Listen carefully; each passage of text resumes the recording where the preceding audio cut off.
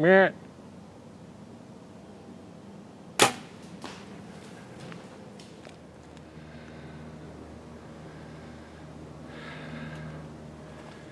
Well, I just shot at a big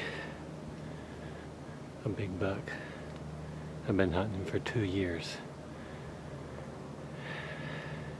I think I made a good hit. It was a 40-yard shot. I'm surprised that he came out. This is the second time I've gotten to see him. Well, I've given the deer about an hour. I want to make sure I don't bump him and have him run any further.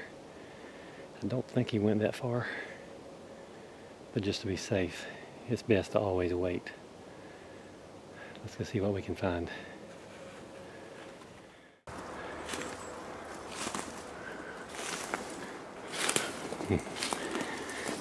Thick with briars.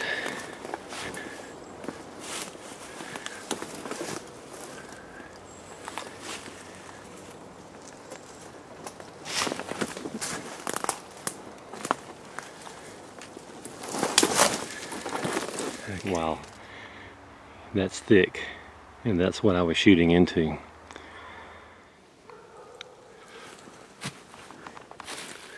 Oh, I can see the arrow up there already.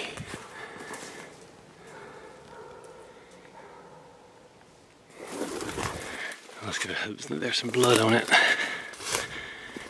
Oh yeah, I can see it from here. Gracious.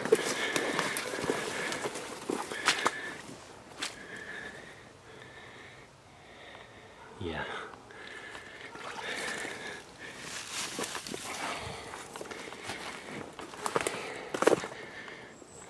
Good blood. Oh, I see some up ahead too.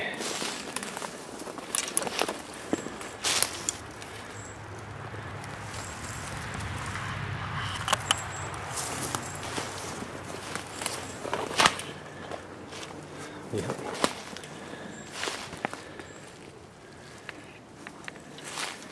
Oh yeah.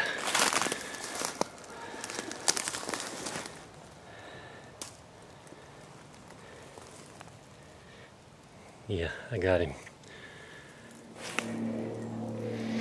Oh, I see him up there. Wow, he didn't run very far.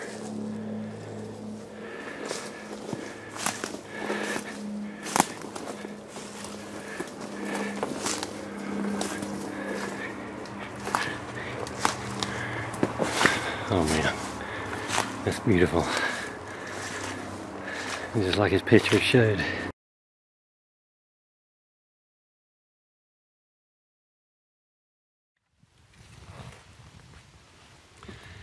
I just want to pause for a moment and tell you a little bit about this arrow that I'm shooting. Back in January this year, I went to the SCI convention in Vegas, and I attended a class entitled Arrow Penetration, and it was eye-opening. I had to prove it for myself, so I bought their arrows and their broadheads. The guarantee was that any animal that I shot, from a pretty good sized elk, black bear, mule deer, whitetail, that I would have a complete pass-through no matter what bones it hit. But there was 12 points that I had to follow. So I bought the arrows and I went to Africa, and I took my bow and the arrows, but I also took my old bow and my old fast arrows. I wanted to do a comparison. And the first animal that I shot was a warthog, and I shot it with my fast bow with 100 grain mechanical broadheads. The arrow penetrated about 3 inches before the hog reacted. He turned so fast that it slung the arrow out into the water he was drinking out of. And we tracked him. I shot him 3 more times. None of them would pass through. But I got him. But it was a long and painful process. So I put that bow down and those arrows, and I got my new bow and these new arrows. And then I went hunting for large animals. I shot a black wildebeest, and this guy must have weighed over 600 or 700 pounds. And the arrow hit bone complete pass through. It cut the fletchings off, the bones were so sharp. I shot a kudu, a big one, complete pass through. He ran 40 yards. I also shot an impala and a few other animals. But I want to share with you what I learned in that class. So if you've had experiences like I have had in the past, that you can avoid those experiences. Last year I shot a black bear, pretty good sized black bear, hit him in the shoulder. It hit the shoulder bone. The arrow fell out. It didn't hurt the bear. He ran off. And that was disappointing. But I also shot, at that time, the biggest deer that I've ever seen here at home. And I hit the thickest part of the shoulder blade where it narrows down and is thicker, and it did not penetrate. The arrow fell out. I never found the deer. And so when I heard about this class in Vegas, I was already there. I attended it. One thing that I learned, when your arrow is in flight, it's spinning, and that's a lot of torque energy. And if your broadhead is sharpened on both sides, it has to go through straight. And so all that spinning torque is absorbed as that broadhead passes through soft flesh. And so the broadhead that I have now is a single bevel broadhead. In other words, it's only sharpened on one side. You see it right there. It's an inclined plane, slightly curved, so it has a lot of strength. And from looking at it, I really wasn't sold on it because the mechanicals produced a lot of blood, even though I didn't get pass-throughs every time. But with it sharpened on one side in an inclined plane, when it's going through flesh, that promotes that torque to keep torquing. And I saw at the class 4 moose shoulder blades that had been hit at the very thickest part of the bone. And when that arrow hit it, the torque caused the bone to split, and it split all the way up the shoulder blade on all 4 of them. Another customer mailed in the broadhead because he shot at a deer. It went completely through the deer, hit a steel fence post, and he cut the post off and sent it to the manufacturer. The broadhead went through the first side of the fence post, and it was lodged halfway through the other side.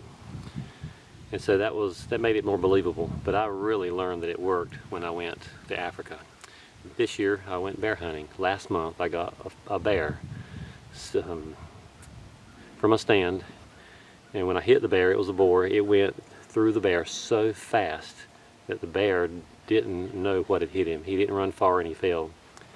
And I just got done shooting, as you can see, the biggest deer I have ever seen in North Carolina. And I have had it scored. It was 151 and 3/8. A lot of mass. And it was a 40-yard shot through a lot of briars. I would not have taken that shot with any other arrow but this one here. It's made by Grizzly Stick. I don't work for them, but I believe in their product. The second thing that is good about this arrow, they said you can lose, I think it was around 30% of your penetration by the soft flesh closing around your arrow shaft. So this shaft is tapered. It's larger here, and it gets smaller as you get to the end. And one more thing I'll tell you about arrow penetration is they said I needed an FOC of at least 20 to get a guaranteed pass-through. And the FOC means forward of center, and it means you want most of your weight up here around the broadhead. The broadheads that I was shooting with my old arrows, I checked the FOC, and it was around 10, half of what I needed. And that's why it would not penetrate. The reason why a high FOC allows for really good penetration is because if your arrow is really well balanced, you don't have most of your weight up front, whenever you shoot, it's almost impossible to have a bow that is absolutely perfectly tuned.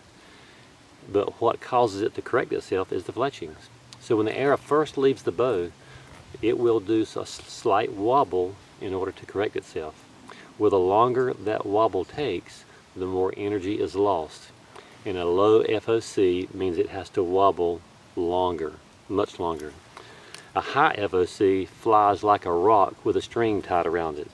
And when you throw that rock, that string, it doesn't take it long to straighten out. and so you don't lose a lot of energy with these arrows here. I'm sold on them.